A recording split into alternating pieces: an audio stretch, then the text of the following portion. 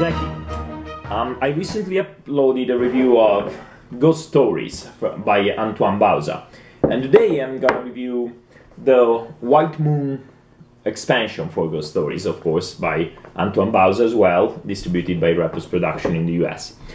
And I want to show you what this expansion adds to the game, why you should think or should not think of getting it, and if it is a good expansion, if I'm happy with its purchase, and how it interacts with the game. So without going into the explanation of the game, check out my other review or some rules explanation for that. I will go directly into what is added to the game. And this is something that is very important to me when I deal with the expansions.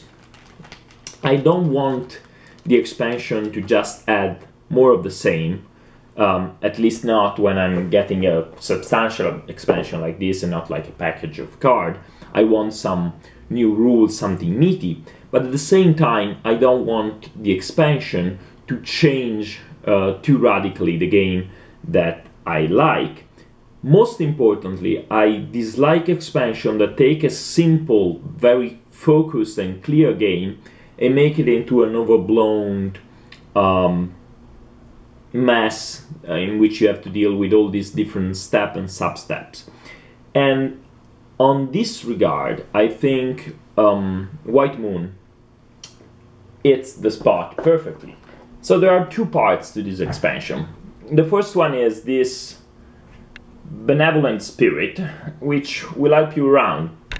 Whenever something bad happens, like you lose a tile, or you roll a black die, or someone is killed, you can move her in front of a ghost. And if she's standing in front of a ghost, the ghost will not activate. So let's say you have a haunting ghost in which moves toward the board every turn trying to devour a tile. If she's placed in front of him, he will not devour the tile, he will not even move.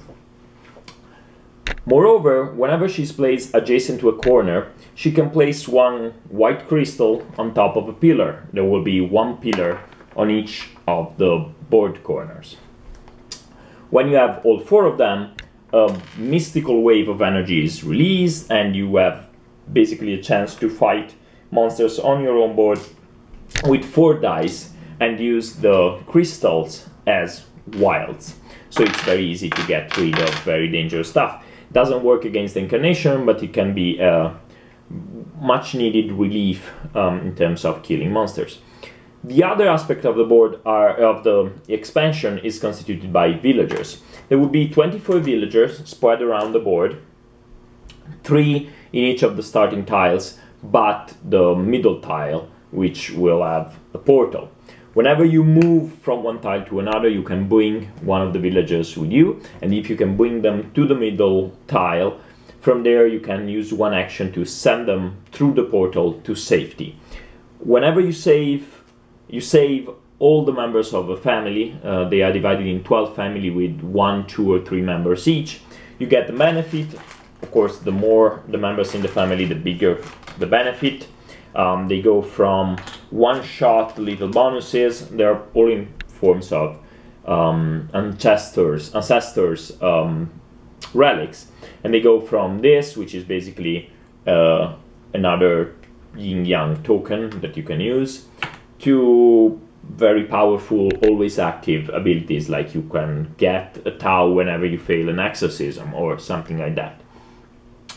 The downside to it is that every time they are killed, and there are new ghosts that will kill them, like this ability says kill a villager, something bad will happen. And this is also very different. It can go from you fall on the ground, you have to spend your movement action to go back up, to you lose one tile, another villager is killed, so a chain reaction is started, to roll the black die, lose some of your Tau tokens. There are different combinations of bad stuff that can happen.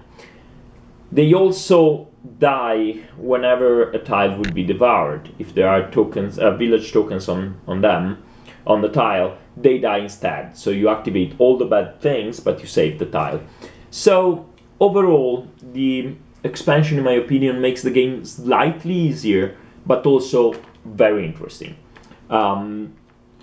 it adds a concern and a goal if the game has become a little samey to you. Not only it provides with different incarnation, different ghosts that mostly deal with villagers and with these little tokens, so there is a variety to the game, but also you have to understand one more level of risk and rewards balancing. You want to save villagers to get their benefits, but at the same time you have to still keep an eye on the monsters, and the villagers help you, but not enough that you can just ignore completely the ghosts and focus on the villagers, because you will be slaughtered very easily. So while as I said, I believe that the addition of the spirit balances out and even exceeds the added difficulty that this involves, it is one more thing to learn. So for example, it makes the game easier for experienced players. If you had it on a starting level and unleash it all on an unexperienced player, they will be swarmed. So it is there is a potentiality for getting a much needed help, but the expansion by itself makes the game even more complex. So I would suggest you to get the expansion only if first you like the game.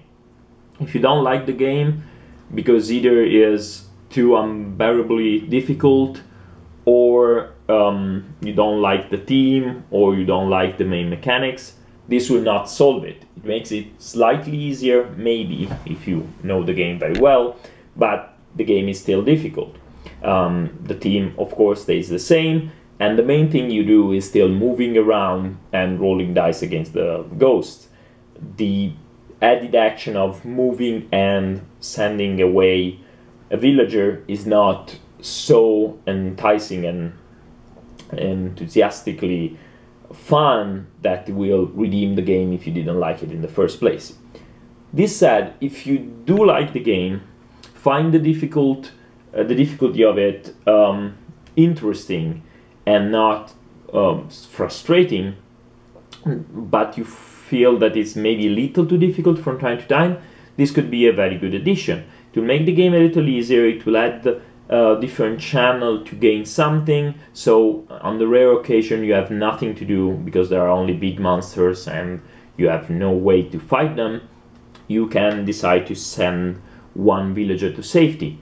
Also, if you feel that you have understood the game and that all you have to do is to do the right action and try to roll the dice and hope the results come your way, this adds something more to deal with and potentially to be satisfied with resolving. There is like an added level of puzzles.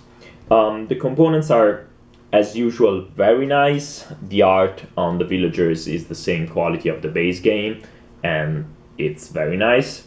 The art on the relics is amazing. They are all differently shaped. They go from the wooden sword to the ceremonial mask, the armor, the fighting claws, and so forth and so on.